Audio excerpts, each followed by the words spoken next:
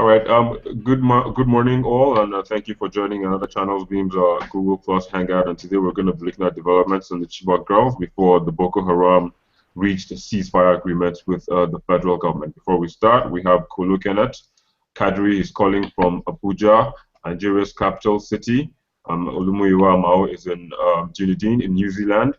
We're yet to get a hold of Oluwole Joseph. I'm sure he'll do introduce himself later on as the program goes on. And Sam Cruz is calling from Johannesburg in South Africa. I am Victor Matthias. I am in Lagos, also a capital, but the commercial capital of Nigeria. So, Kolo, you're not the only one in the capital. Stop feeling too good about being in the capital. All right, so let's go. Just moving forward now and starting this conversation. Kolo, let me start with you. Let me give you home advantage. You know, as they do sometimes in football. I know you're a fan of Liverpool, and you guys snapped victory at Whiskers yesterday. So let me give you that home advantage. There's been so much that went on, you know, over 170 days, and then all of a sudden, boom, we're hit that a ceasefire agreement has been reached. What would you say led to this agreement? Because initially it was that we don't negotiate with terrorists, and finally we've now found ourselves in that position. Well, my own thought would be that the government has been exploring various options to see an end to the insurgency. So even though there might have been negotiations in the past, it will put up a front and say there isn't any negotiations. You remember the claim from some foreign negotiator who had met with Boko Haram and stuff. I didn't follow the story through because there were so many insinuations, and I thought, well, the political analysts should do their job on it. So I didn't particularly follow it through. But of course, I am certain that the government has been exploring different options, talking to different nations, talking to underground negotiators and all the sorts. I also have an idea that an multinational joint task force had met in Abuja, which is being chaired by Cameroon, and they were preparing an all-border assault on the insurgents. That's from the Niger, Chadian, Cameroon, and Nigerian sides of the area where Boko Haram runs. So I want to believe that to a point they were cowered into a position, and they got scared, knowing fully well that these armies could do them so much damage. So I felt they had, at that point, decided to agree to a ceasefire for them to be able to retreat to places of safety for themselves. When I heard the ceasefire had happened, I was a bit surprised because it was at a point when they were on the alarm to attack, and then there's a ceasefire. And then suddenly on Saturday we heard there have been skirmishes, there have been attacks in villages in Adamawa and Borno State. This morning I heard while the insurgents were leaving some of the villages, they started shooting and killed persons. So I want to believe that while the government was celebrating a ceasefire, Boko Haram went ahead to seize fire and of course continue what they're doing. I allegedly heard there was a video that was released by Shekau III, saying that the Boko Haram never agreed to any ceasefire at all. So whatever politics it is that is being played,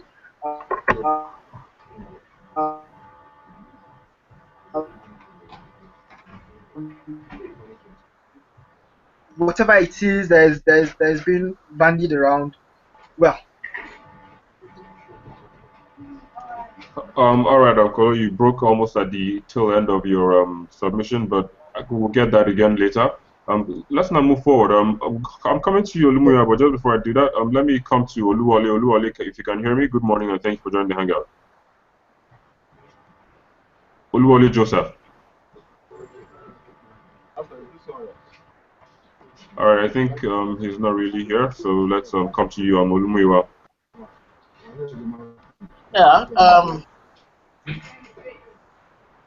I think it's a two-way thing.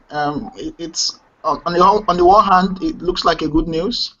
On the other hand, it also looks like a very sad commentary on the capacity of the Nigerian state to sustain momentum when it appears as if it is winning. As much as everybody should be a lover of peace, as much as we should appreciate the process and commend those who have been involved and those who have been able to bring the deal to the table. But the simple truth remains that the whole process looks quite shrouded in mystery. Ever since the news of the ceasefire broke out, I think the Nigerian government, as an entity, was quite in a hurry to go to the press to announce a victory in the name of the ceasefire. That doesn't look quite real. And I would argue from this sole perspective, there used to be one man, there is still one man who goes by the name of Sadika. Sadika apparently has one or two links to the top hierarchy, the Boko Haram guys, and he has said over and over again that this whole talk of ceasefire is all roused, it's a rouse, and nobody believed him. But I am beginning to think that the guy is actually right. The young man who claimed to be an intermediary or Secretary General of the Boko Haram group has spoken over and over again and has been tagged as an impostor. And for me, I think a ceasefire of that magnitude, if it was in any case reached, it wouldn't be the Nigerian government alone announcing. All over the world, Boko Haram has its channels. It's got ways of reaching out to the public. I would have expected a statement from the Boko Haram camp, where we normally see them announce the momentary victories in the battles or in the previous battles against the Nigerian army, until events appear to have changed on the ground. So I am being skeptical about this whole talk, about this whole arrangement of a ceasefire, and particularly when it's coming from the Nigerian institutions. That institution, as the government and the military in itself, with all due respect, has shown over and over again why it cannot be trusted. So I think we need to be careful. I'm faulting the government already that it wasn't, it was too much in a rush or in a hurry to announce that victory. So I think we need to give it some time and watch events unfold. The events of the last 24 hours hasn't shown us that it's really a real or a true ceasefire. What we heard was that by Monday we would be hearing the news of the release of the Chibok girls. It's Tuesday already. We're still counting. Let's see what happens within this week. If eventually this week goes and nothing happens, and we still continue to see more bloodshed, then we have cause to question this government again, as we have always done. But I'm just going to look at them and take a backstage and monitor events, give them some 4 or 5 days to work or sort that out, and we'll see how to proceed from there. But whichever way you look at it, anything that will bring peace to that to our country, I think it's a welcome development. What I doubt is the ability of this government to negotiate a peace without being political about it. I think it's got serious trust issues, and this would not be an exception. All right. Let's come to Oluwole. Oluwole, can you hear me now? We can't hear you, Oluwole. Oh, yeah, you need to raise your voice a bit. Okay. Can you hear me now? Yeah, I can hear you. Where are you calling from, if I may ask? Oh, Ikoyi. All right, thank you. You've heard the previous speakers speak about this ceasefire issue, but one thing they've raised is the skirmishes we've heard about, after the ceasefire was reached. What do you think might be responsible for this little skirmishes and attacks that we've heard about in Adamawa and the Borno states? Yeah, my opinion is the government this is deadly sense. They say they negotiate ceasefire and still bombing the country. Unfortunately, it's our administration. Oluwale, we really can't hear you well. I think there's background noise filtering from your office. Can you find a secure? Can you find somewhere that is quite quiet?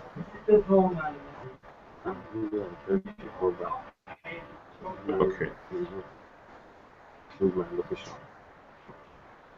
All right. So we hope you call back, and probably when you're in a quiet place. Sure. All right, Kolo, let me come to you. Hello, Kolo. Yes. Yes, right. I'm here. So, what would you? I get. I was just thinking, what would you think might be responsible for this skirmishes that we've been hearing about? Quite like 24, 48 hours after this deal was reached, and then kaboom, we started hearing and reading about reports, pockets of dissent. What could you think might be responsible for this action?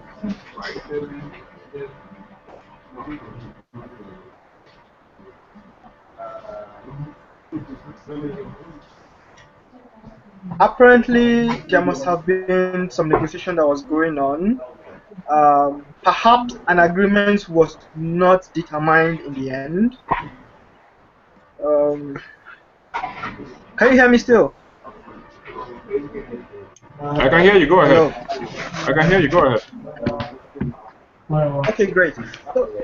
So apparently, there was an agreement that was going on, but was not concrete enough for both parties to come to the press.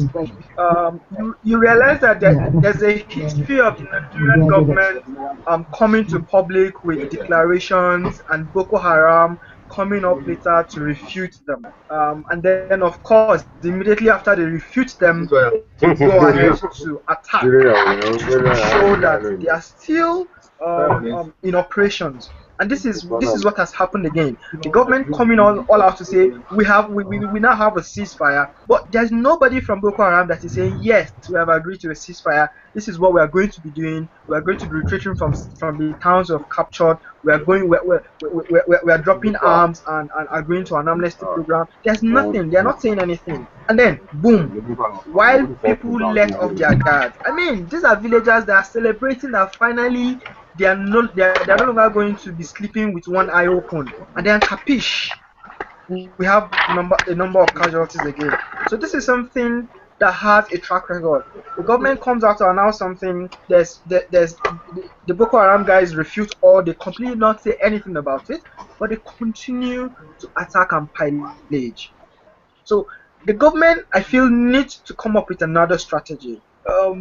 Anytime anyone at all wants to say anything, there's this need for the government to come all out and say, no, this is the way we want it to go. The Salkida guy, yes, is from Borno State, was a journalist, was a very close friend of Mohammed Yusuf. He knows the ins and outs of the operations of Boko Haram. He knows what they are fighting for. If there is any dilution in Boko Haram, he has a clear understanding of it. This guy is in the United Arab Emirates or Qatar, whichever of them, but he still got links in Nigeria. He still got links directly to Boko Haram. I am still wondering why the government is alienating that guy. I'm still wondering why the government will not sit this guy down and say, you have intel on these guys. Can you be a middleman, or can you be on our side and make sure that we can trace this guy, we can trail these guys? The government thinks they have everything under control, but as we can see it, certainly not. Well, I do hope they bring this guy, as Wade mentioned, he's a close friend of Mohammed Yusuf. I do hope they bring him from wherever he is, like you said, either Qatar or the United Arab Emirates. But moving forward, and Hannibal joins us from Hannibal. Welcome. You're in Cyprus, right? Yeah. Yeah, all right. So thank you for joining. And also, Cephas Olatunde is there. Cephas, good afternoon or good morning. Where are you calling from? Hello, Cephas, we can't hear you. Well, we'll come back to Cephas. Hannibal, well, we're looking at developments that were taking place before the ceasefire was reached. Quite a couple of issues have been raised by Olumuyiwa Babatunde as well as Kenneth Olukadiri. But then, what are your thoughts? Because they are talking about this ceasefire, talking about governments announcing a particular plan, and then the next thing, they go back and say another, or Boko Haram attacks. But where do you see us? Where do you think we've gotten it wrong? Because we announced something and... Go ahead, Hannibal. Hello? Can you mute Oluwole's mic, please?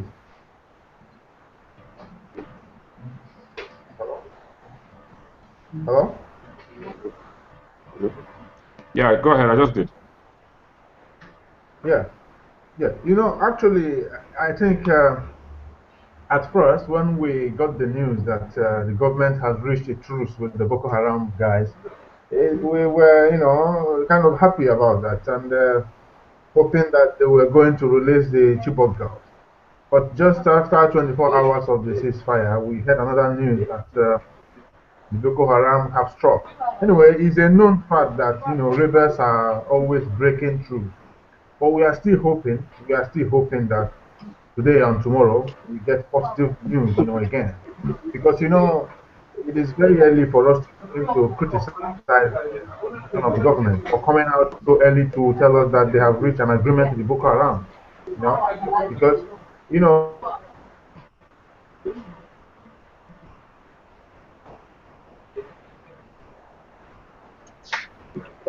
We seem to be losing some.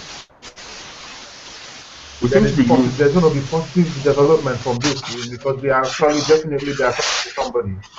So they are definitely talking to someone that knows someone, and I believe that because they said the president of Chad is involved in this discussion. So let us hope, let us keep our fingers crossed.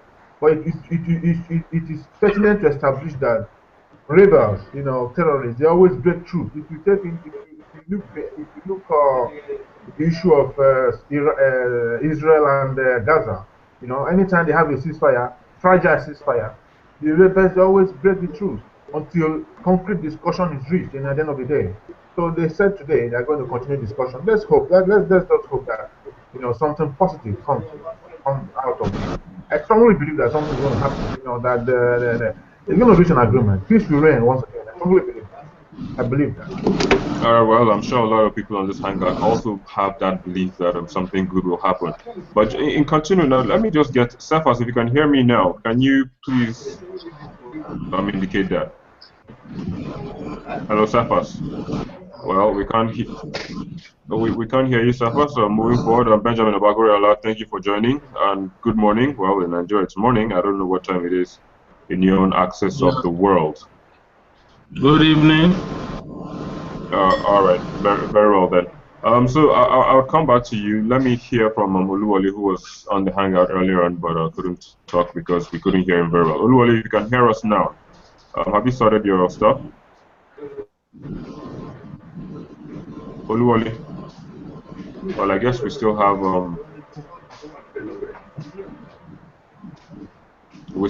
the same problem.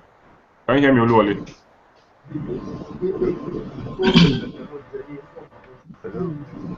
All right, yeah, I can hear you now. Can you? But you need to speak a bit louder because we really can't hear you. You're very low.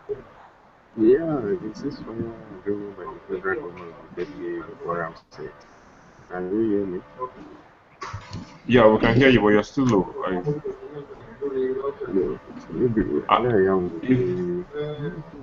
Okay. So you can also just watch and listen, and you can put your comments in the chat box, and we'll read them. If you look at the right hand corner of your screen, there is a chat box that you can write your messages there, your thoughts, and we'll read them and share them, and also have others who want to react to things that you say. React. Yeah, thank you very much. Olumuyiwa, let me come to you. Now they're talking about ceasefire on the international stage. Israel, is there any similarities with what's going on here in Nigeria? Well, I think we are getting something wrong, which is very important. The context within which situate the Israeli-Palestinian ceasefire is a whole different question entirely. We're dealing with a group of individuals who haven't been defined. We mustn't forget that. They haven't been defined in terms of, them commanding the ability to come public and identify themselves as a major institution that can be reached. In the case of the Israelis and the Palestinians, you have two entities, two principal characters who have contacts. People can always get in touch with. Who do you know as Boko Haram except through the Agence Free Press in France, AFP, who pushes out their videos every time they strike? So I think it might not be too right for us to then place both of them, or the two characters or the four principal characters when expanded on the same template. The Gazans, they are people who everybody knows. They have said it over and over again that their major idea is about them getting independence and self-rule. So we know who to talk to. We know who they are and who they are not. We know the Israelis. Who are Boko Haram? Who knows them other than in the pages of newspaper and the videos on YouTube that we watch? So we cannot really situate them. And Boko Haram, as far as I'm concerned, they are not faceless, but they can't not be constituted or be said to mean or an entity that someone can talk to. We've had several people in the past claiming to be their spokesperson, but none of the spokespersons have made themselves available for public engagement. So it's not a correct thing. I think the problem we're having at the moment is that we are still negotiating with a band of criminals who are not willing to come to the dialogue table. If it was in the case of the Palestinians, we would have their representatives coming, maybe in Cairo or wherever the meetings are taking place. We're hearing of an impostor meeting with the Nigerian government in Chad. I mean, that's in Jamena. That for me is a major cause for worry. Boko Haram hasn't said this guy has been, approached or asked to speak on our behalf. And I think there's something fundamentally wrong with the process the whole dialogue has taken place. I think our government, as it's always done, still has some elements of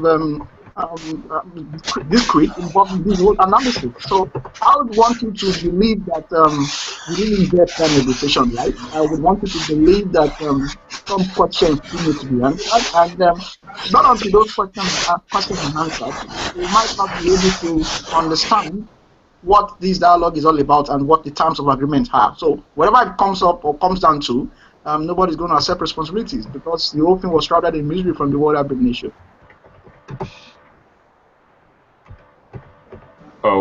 Mike. Hello. Well, just to moving forward, I think we was internet is having some problems, but Benjamin, let me come to you. You joined quite a bit late, but there were quite a number of issues that were raised by people in the Hangout. But let me just get your thoughts concerning this issue generally. The ceasefire to me, I don't think is real. I don't think is genuine. I don't see any positive outcome from it, because in a ceasefire there should be two parties, and those two parties need to be visible. The federal government in the other side are still hiding what we don't know. They've not been so bold enough to say Boko Haram at this. But in the ceasefire, we could see, like Ukwe was talking that, yeah, there was a ceasefire. People are still doubting the sincerity of that ceasefire. Every ceasefire, Boko Haram should have come out to say, yeah, they have declared ceasefire, they have agreed to work with the government. But after a day or 2 days after the ceasefire, there was still killing and shooting, which to me, I think that ceasefire is just a political game, which is not going to work. Another thing people are asking, why will a government go to see Boko Haram? No, let me say this. Boko Haram that have kidnapped 219 girls or so. For the past 6 months, the government have not been able to liaise with them. The government have been denying this fact that, hey, there have not been any girls kidnapped, and the mystery surrounding the whole issue has been a mystery to everybody. Okay, Boko Haram have kidnapped 219 girls. Up to date, Boko Haram have not threatened any of those girls, and none of those girls have fallen sick. So to me, I am thinking personally, those 219 girls is a scam. They are not anywhere. There is no 219 girls being kidnapped. Because if you think of 219 girls, there are a huge number of people that they can cause stress. There is no death among those girls. You could see what IC is doing. IC have been telling US, okay, if you don't back out, we're going to kill one. British, if you don't back out, we're going to kill one, and they are practicalizing it. Now Boko Haram have most of their strong men in prison. They have not even used one of those girls as a prize and say, okay, Nigerian government, if you don't agree to our terms, we are going to kill one of these girls, and they bring them for example. So if you see all the whole thing, to me, I'm beginning to analyze the whole issue that there is no 219 girls that have been kidnapped anywhere. Personally, that is my own thought. Because I've been looking at it, okay, where are the 219 parents? The federal government have not brought them for counseling. There is no care about them. So, you know, things is, I don't just know how to define it, but to me, personally, this is my personal opinion after I've watched and listened to everything. There is no 290 girls missing in anywhere in Nigeria. It's just a game that the politicians are trying to play on us. That is my thought. Okay, well, I'm sure you recall that some parents of some of the girls were brought to the presidential villa some weeks or months ago. They were not up to the number they were calling. If 219 parents should have come and showed solidarity to their children, now those girls that they said they went to see the president, they were just giving some token. If only a parent's daughter is being kidnapped, money should not be the priority. You should be asking for something better. That, hey, I want to see my daughter. My daughter is far better than this money you're giving to me. So I don't think that there is 219 girls missing anywhere. I don't want to agree with that statement anymore. That is just my personal thought. All right, and again, I have to say that they probably are graceful enough not to have used these daughters of ours, these girls, these sisters, and future wives and mothers as scapegoats, like you said the ISIS are doing, in where they are right now by putting into practice their threats, by maiming and killing some of those. Boko Haram are not friendly organization, right? They are terrorists. They've been killing people. Even if the people they've not kidnapped, they've been killing people. So as a terrorist organization, as a militant or as a kidnapper, you use people as a prize. That is their job. They are militants to kill. So let us assume they've killed one of those girls. Everybody would have known that Boko Haram are serious. So people would have been intimidating, begging. But now it's still like a film. We're just watching a movie that doesn't have a beginning and there is no end. People are just solidarity for these girls, which personally they don't even know if those girls were really kidnapped. The federal government have not set up a committee actually to identify, bring every detail, like the principal of the school, the teachers, the parents, everybody on board. They've not done that. They just set up a committee to know if actually those girls were kidnapped, because the government was pressure and they just want to satisfy everybody. Okay, they were kidnapped, they were kidnapped. So that is just my personal thought. Boko Haram have good weapon with them. Those girls are a good weapon. If Boko Haram want all the prisoners in Nigerian military formation to be released tonight, at least they will keep. Well, these guys are serious, but we are not. Okay. Well, like you said, I mean, you kept emphasizing that it's your personal opinion. Let's just hope. Yeah, exactly. Let's just hope it doesn't get to that stage where they have to be killing these girls to make their demands met by the federal government. But then moving forward, let's go to the chat box. Safa Olatunde and Oluwole Joseph have been putting some comments. Safa says he personally believes that ceasefire agreement is far from a conclusive stage. And Oluwole says that they said they have killed their leader. Now they are agreeing to ceasefire. He's asking whom they are negotiating the ceasefire with.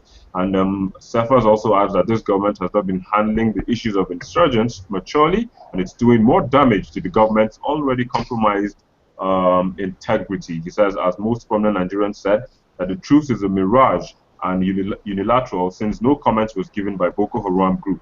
Both this government and Boko Haram lack integrity to convince us on this matter, he adds. But in moving forward again, Benjamin, you raised something. Kolo, I would like you to respond to that. Kolo, are you there? Kolo, can you hear me?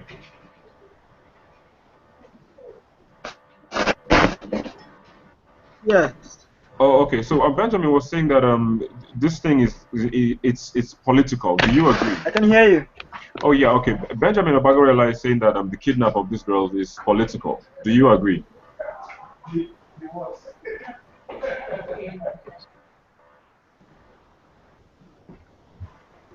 Kenneth, are you there? Okay, before Kenneth sorts that out, let me first of all welcome Akachuku Chimdi. Akachuku, good day and welcome. Yeah. We can't hear you very well. Can you speak up a bit?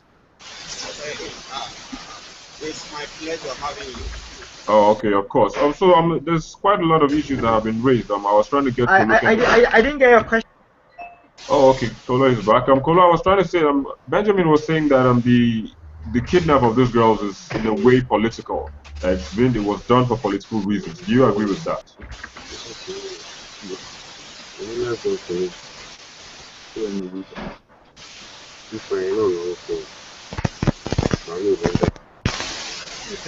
To mine the right facts, we always come up to issues of politics, economic gains, and thereabouts.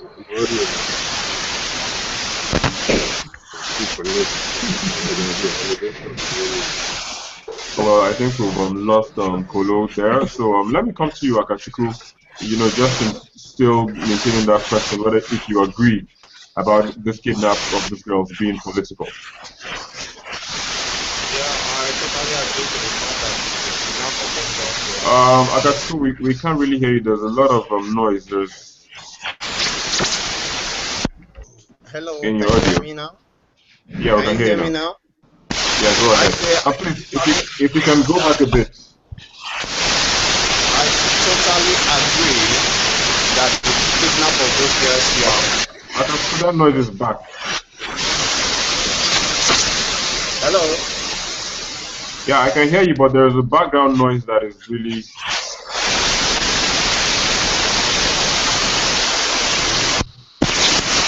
Hello, is it better now? Well, I'm still hearing that noise. And if you can sort that out, I'll get back to you. Hello? Well, let me just come to you. I mean, you should save the day. I guess your internet is quite better. We've gone round and round, and there's always been one problem or the other. Benjamin Obagorela is saying that this kidnap of these girls is quite political. Do you agree? There are two ways to look at it. Yes, political in the way the actors have handled it, but no, in terms of what actually transpired. We mustn't forget that this whole kidnap issues has got its own history.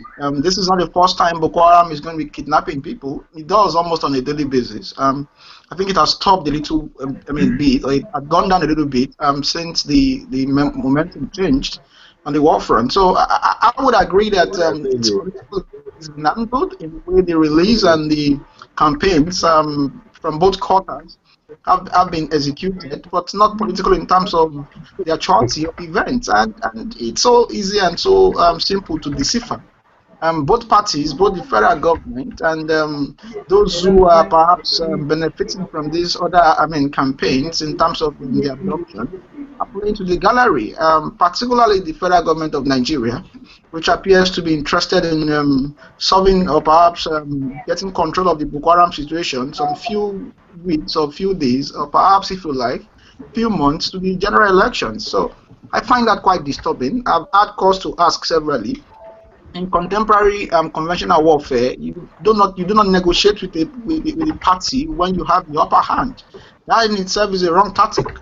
So I think that there are several things that this government is shielding away from Nigerians, and I think one of its major banes as an entity, as an institution, which was voted into office through public trust, is its secrecy. And for as long as we continue to have that kind of a regime or that kind of a system, we will not be in problems. That said, I don't subscribe personally to the idea that the abduction didn't happen. I think there was an abduction. I think for several pecuniary reasons, Boko Haram abducted those girls. It could be emotional, it could be psychological, it could also be a combination of both psychological, emotional, and political. So whichever way you look at it, why should you have people abducted in the first instance? It's not about the girls. How about the men? How about those young boys who were murdered in their sleep in the hostel in Buniyadi? About 54 of them. Fundamental problem I have is that this government lacks the capacity to deliver on its basic responsibility, and that worries me. Even if these Chibok girls are released, what is the guarantee that a million other people won't be abducted? Again, when we talk about please bring back our girls, when men get abducted, are we going to be singing please bring back our men also? Government should move away from that whole analysis of we're struggling how to bring your girls out or our girls out.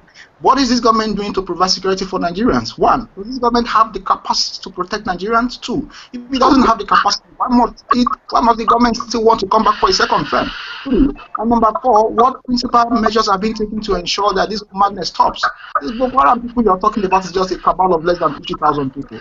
In a country of 170 million people, you have less than 50,000 people holding the government to ransom on its own soil. It tells you that that government is nothing but a sham, a charade. I think it's a fundamental problem we must tackle. We would be able to resolve this abduction crisis, no doubt. The girls at some point in time will be released, whether there was negotiation or not, or whether there are negotiations going on or not. But the fundamental problem is that is just the secondary cause. The first cause analysis, what is it? How do we resolve this whole quagmire? That for me is very important. Will this government have the capacity? Does this government have the capacity to? If he doesn't, why must he want to come back for a second term?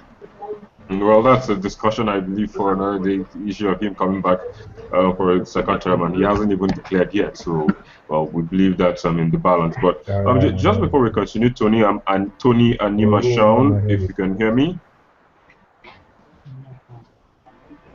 Hello, Tony.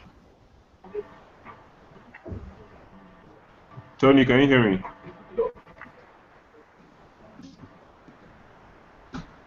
All right. Before Tony sorts his audio out, let me just move on. Hannibal, I would like to come to you also on the issue of this kidnap being political. What are your thoughts exactly on that?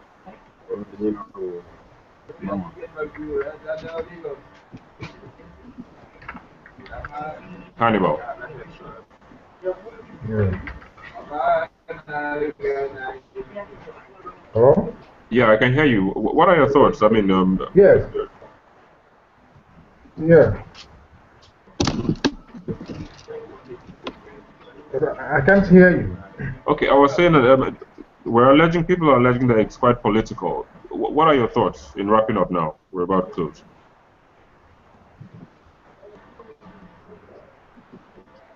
Okay, I think you can't hear. I didn't get you. Okay, my question is this: do you think the kidnap of these girls is political? Yes. Listen, actually, it's a two-way thing. It's a little bit dicey. Because if you can recall, the federal government have asked all those schools to be closed down. All the schools in Borno State, especially the one in Chibok, to be closed down. That it was not safe for them to write examination there at that particular point in time. You understand? And the governor assured the federal government, that he has provided adequate security for that school. But he didn't do that, and he had told the girls to come to take the examination in that place and all that things. And at the end of the day, there was nobody to look after the girls, and there was no even electricity in that school at that particular time of the night, and these girls were kidnapped, as they said. I believe that there was some political undertone, involving regarding this thing. But it is very, very, very unfortunate that there can be. I look at it like a form of setup, a rebellion, and I am putting the whole blame in state government. No right-thinking person. If you follow the trend, like Oluwumi was trying to say that the federal government, no. This have nothing to do with the federal government, because the federal government have advised the state involved to close down the school. So if there's anyone to blame, it should be Shetima, the state governor of Borno State. But that being said, it is also left for us to assume that the girls can be kidnapped, and that somebody is kidnapped or somebody is not kidnapped. But I cannot say 100% that no one is kidnapped. What I can say is that, because those Boko Haram guys, they came to that school that night, they burned down the whole structure, and they said they took away 270 people, and at the end of the day, 50 escaped or all that thing. But we can see, let's just wait and see how this drama plays out at the end of the day. If the rebels agreed to the ceasefire, and like they said in the last week newspaper that today or tomorrow the guests are going to be released, let us see. If at the end of the day we didn't see 219 guests being brought out for us in the big car like that, we can say that it has been a drama all this while. But at this point in time, we cannot say for sure, because terrorists they can do anything unimaginable. Because don't forget that this whole thing is based on ideology. You can't fight an ideology to a standstill, because these guys, they believe in what they read in Holy Quran, and whatsoever that they see there and they believe that is right, they do. So we cannot say that they didn't kidnap nobody. We cannot say for sure that somebody was kidnapped. But it is pertinent to know that these people, we are fighting an ideological war coupled with some political undertone. It's kind of complicated, It's kind of complicated. So we should just hope and see what till this issue of ceasefire and agreement at the end of the day, if they will bring 219 girls for sure to show to the whole world that these are the Chibok girls.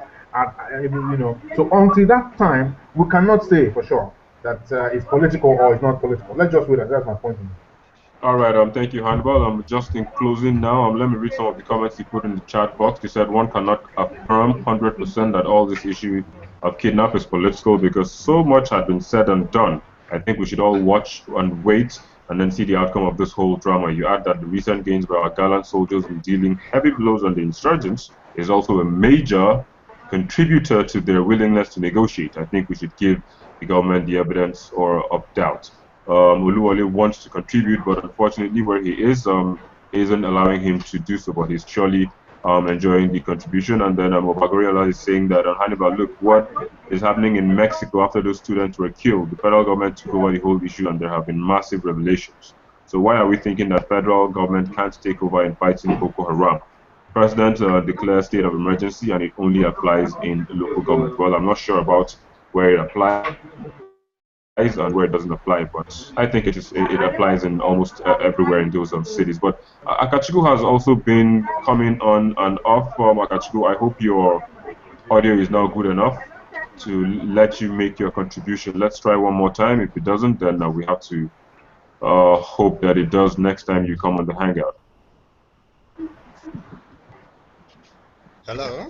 Yeah, I can hear you. Oh, good. Oh, wow. So thankfully, yeah, it's good now. Oh.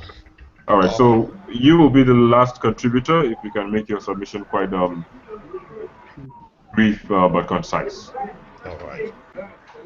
So my total perspective of this drama is that some girls were kidnapped due to some political reasons. So it might be from the opposition, maybe to bring down the government, or maybe it was script managed by PDP, maybe also to cast blames on the opposition. So my submission in this issue is that the federal government, being at the center of helm of affair in that country, should take up this responsibility. I don't know, I can't really know what issues have been raised and which has been trashed, but my sole aim is that girls has been kidnapped in Nigeria. It has been a prolonged issue. It has been a long-standing fact that girls have been kidnapped, and looking at things about the activities of Boko Haram, these are men who are fighting. I believe that some people are doing cooking for them. Some people are also doing some domestic work for them, and they also girls also taking care of them sexually. So this kidnapping, they have been doing this unnoticed, but the kidnap of Chibok girls is just an acted script, just to make sure that just to draw the attention of the federal government, or to bring the government to its knees. What I believe in this situation is that hello. I can hear you, Chimbi. I can hear you. Go ahead. Well, we've lost Chimdi, but then just before we close, Tony Animashaun comes back again. Tony, if you can hear me. Good morning. Tony Animashaun, if you can hear me. Good morning. Good morning. You're in Lagos, Nigeria, if I'm not wrong. Yes, you are very correct. I am in Lagos. All right, so very quickly, we're about rounding up this conversation, and we're looking at the ceasefire that was reached by the federal government with members of the Boko Haram sect. 24 to 48 hours after it was reached, we're hearing a bit of skirmishes and pockets of attacks in some villages in Adamawa and Borno states. But then, this is coming after this ceasefire was reached. Where do you think we got it wrong, if we did get it wrong somewhere? I believe the whole thing is a sham. It's facade from the beginning, because I don't see why the government will have an upper hand, and at the end they are coming to an agreement with the terrorist sect. It doesn't make sense in any manner. If this is an approach that we are taking, it says a lot about the whole governing body as a whole, because I don't know how the girls can be away for 6 months. And after 6 months, when you are getting the upper hand, you are coming to agreement with the terrorist sect. It doesn't just make sense. And the fact that already we are having issues and they are attacking, what does ceasefire mean as a whole? It's just a propaganda as far as I'm concerned. There are questions that need to be answered, right? Who is to blame? Who came into agreement with the ceasefire? Who did they talk to? Okay, at ceasefire, who are we apprehending for all the atrocities that have been committed to this country as a whole? It's not just how many girls that were kidnapped, the people that have been, the life that has been lost and all of that come into play, and we don't have any pointers to all of that. It's just ludicrous. As far as I'm concerned.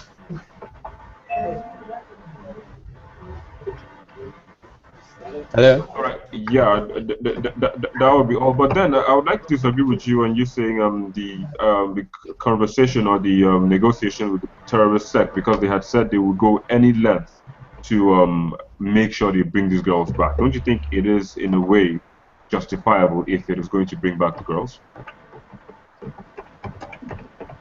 Well, I think we've lost Tony there, but that will be the last comment we will take. Kolo Kenneth has been sending messages on the Hangout.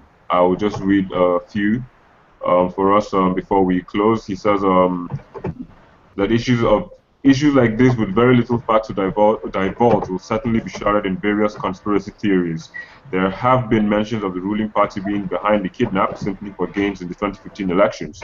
There have also been mentions of the opposition as responsible for the abduction and rampant insurgency to simply undermine the ability of the ruling party to govern well. There's also the talk of northern youths being responsible for the insurgency, as they also want an amnesty program, I think like the one in Niger Delta, one which rivals the political and economic benefits enjoyed by the youths of the South after the amnesty program introduced by the late Umaru Yar'Adua presidency. However, the facts that have remained have been that the insurgency is 1, sectarian, 2, Ali Modu Sharif was a major financier of the group from inception.